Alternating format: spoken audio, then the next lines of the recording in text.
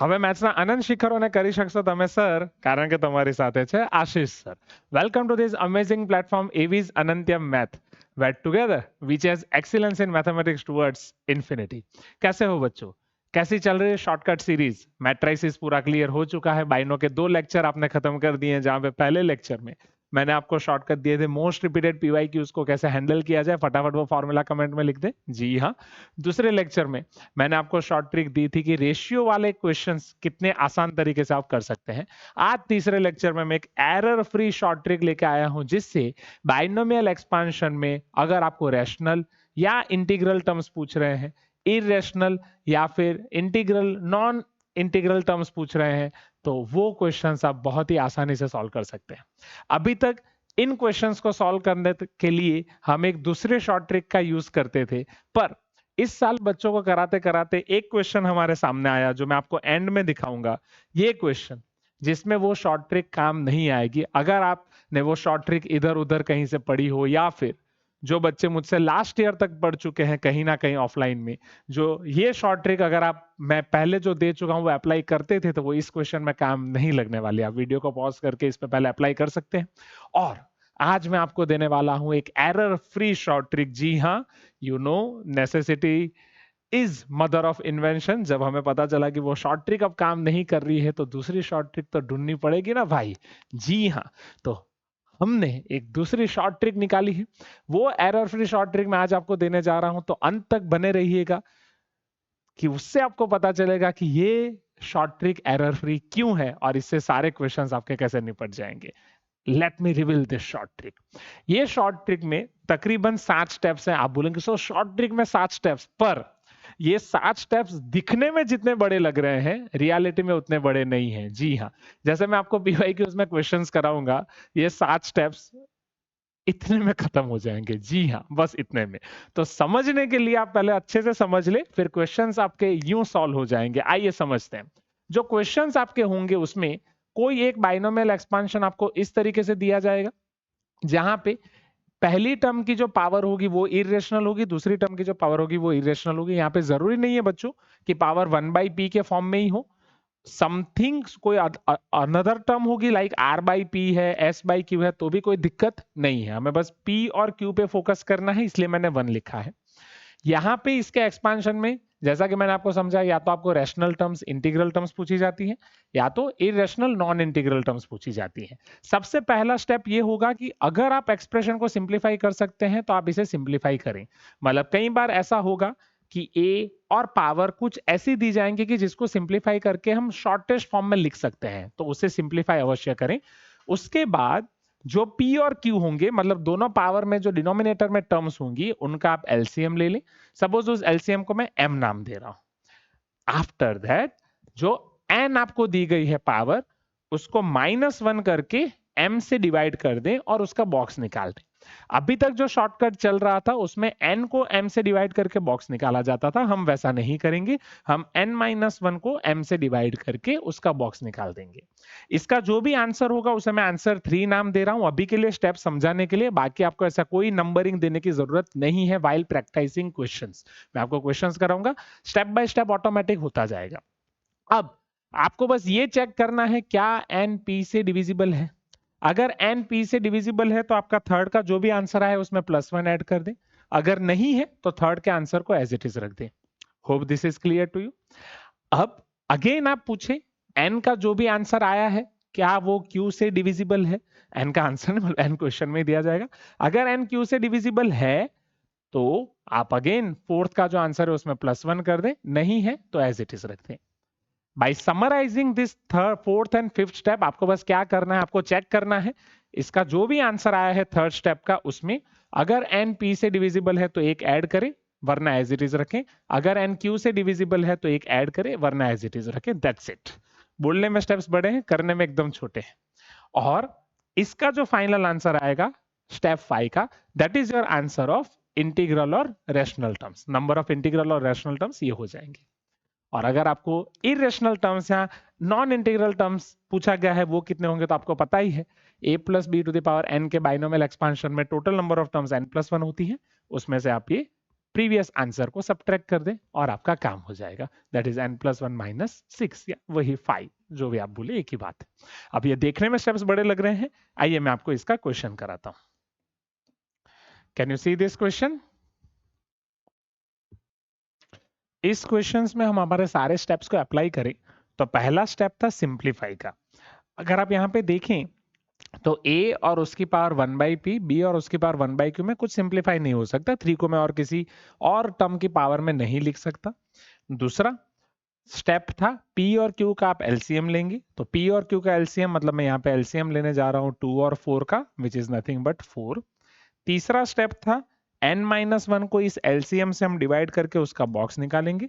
अगर मैं यहाँ पे n-1 680 - 1 को 4 से डिवाइड करके उसका बॉक्स निकाल रहा हूँ, और ये बहुत ही आसान है, मेरी बात माने तो यहीं से आप डिवाइड कर दे। आपको पता है 17 4 68 होता है, तो ये 170 और उसमें से हम एक माइनस कर देंगे, मतलब ये आपका 169 हो जाएगा।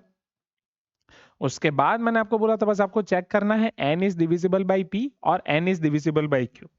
जैसे आप n is divisible by p, n is divisible by q देखेंगे, 680 है। क्या 680 2 से डिविजिबल है? जी हाँ, तो +1 होगा। क्या 680 4 से डिविजिबल है? जी हाँ, तो उसका +1 होगा। इनडायरेक्टली +2 हो जाएगा। जैसे मैं इसमें +2 कर रहा हूं, इसका आंसर 171 हो जाएगा, और ये 171 आपका आंसर हो जाएगा number of rational terms. Question is finished. क्या ये समझ में आया? Please give me some response. तो जैसा कि मैंने आपको बोला था, स्टेप्स इतने बड़े दिख रहे हैं और इतने में खत्म हो जाएंगे, राइट? इतने में खत्म हो गए। दूसरा, यहाँ पे इंटीग्रल टर्म्स पूछिए तो इंटीग्रल टर्म्स 171 हुई। अगर इसी क्वेश्चन में आपको नॉन इंटीग्रल टर्म्स पूछी होती तो बताएं क्या आंसर होता? Number of non integral terms, अगर ये आपको पूछी गई होती तो number of non integral terms ये हो जाएंगी टोटल नंबर ऑफ टर्म्स। जो टोटल नंबर ऑफ टर्म्स है दैट इज 681 - 171। तो 1 - 1 will be 0, 8 - 1 will be 1, 6 - 1 will be 5, 510। चलो आइए मैं दूसरा क्वेश्चन आपको दिखाता हूं। ये 2023 का PYQ था। Let me show you PYQ of 2021। Okay, now see over here 2021 के PYQ को आप देखो यहाँ पे अच्छे से। सबसे पहले पहला स्टेप था हमारा सिंप्लीफाई। क्या यहाँ पे सिंप्लीफिकेशन पॉसिबल है? जी हाँ, ये 4 टू द पावर 1/4 है। 4 टू द पावर 1/4 को मैं क्या लिख सकता हूँ? क्या मैं 4 को 2 स्क्वायर लिख सकता हूँ? To the power 1/4। ये सिंप्लीफिकेशन वाला स्टेप बहुत ही नेसेसरी है बच्चों। कई बच्चे यहाँ पे गलती करते हैं सिंप्लीफिकेशन में, मतलब सिंप्लीफाई करते ही नहीं है, डायरेक्ट आगे बढ़ते हैं। सिंप्लीफाई के बिना बिल्कुल आगे ना बढ़े, that is murder of the question. 2 to the power ये आपका हो जाएगा 2 टू द पावर ये आपका हो जाएगा half, plus 5 to the power 1/6 to the power 120। Hope this is clear to you. Simplify के बाद वाला स्टेप क्या था बच्चों? बोलो। यस, पी और क्यू का एलसीएम निकालना। एलसीएम ऑफ 2 and 6 ये आपका हो जाएगा 6। पी एंड क्यू का आपने एलसीएम निकाल दिया है। फिर n-1 को हम 6 से डिवाइड करते थे, 120 - 1 को 6 से डिवाइड करके बॉक्स लेंगे, तो 120/6 इज नथिंग बट 20, और सिंस एक को डिवाइड कर रहे हैं तो इसका मतलब एक को सब्ट्रैक्ट कर रहे हैं तो बॉक्स हो जाएगा 19। अब मुझे बस दो चीजें चेक करनी है। बोलो क्या है वो चीजें? कि भाई क्या 120 वो 4 से डिविजिबल है? जी हाँ, तो +1 आएगा। क्या 120 वो 6 से डिविजिबल है? जी हाँ, तो उसका भी +1 आएगा। तो इसमें +2 हो जाएंगे। 19 + 2 21 is the answer for rational terms. मतलब नंबर ऑफ रैशनल टर्म्स। यहीं पे एक और वैरायटी आती है, sum of all rational terms, sum of all integral terms पूछा जाता है, उसमें फिर आपको ओजी मेथड करनी पड़ेगी। ये shortcut number of rational terms के लिए। क्या आप समझ रहे हैं कितनी आसानी से आपका क्वेश्चन हो रहा है?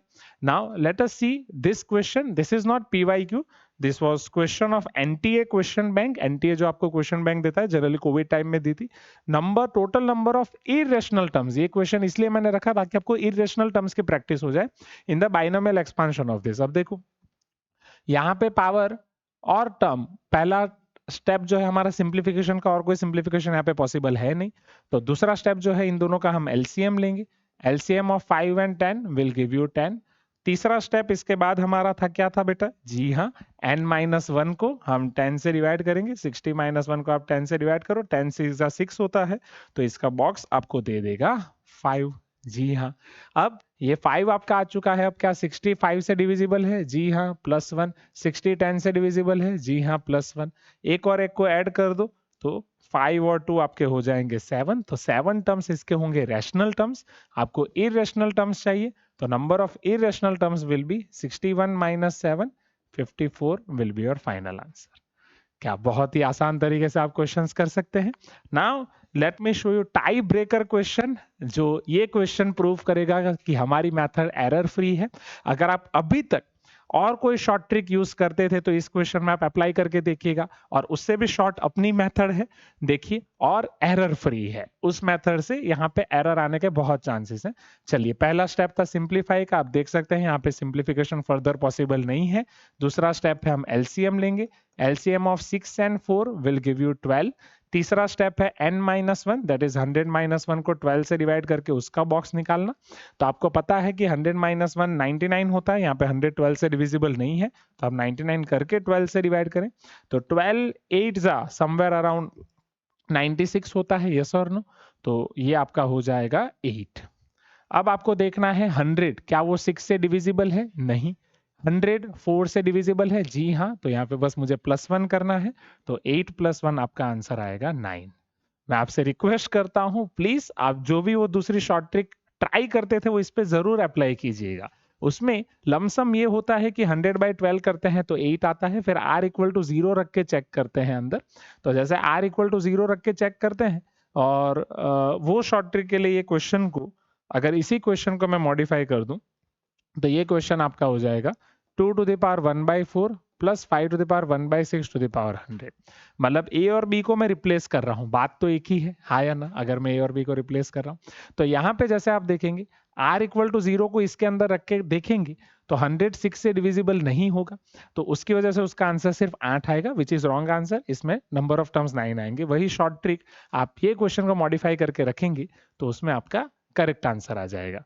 तो आई होप ये सेशन में आपको पता चला कि इजीएस्ट मेथड और एरर फ्री मेथड क्या है number of rational terms, integral terms, irrational terms या नॉन इंटीग्रल टर्म्स ढूंढने के लिए।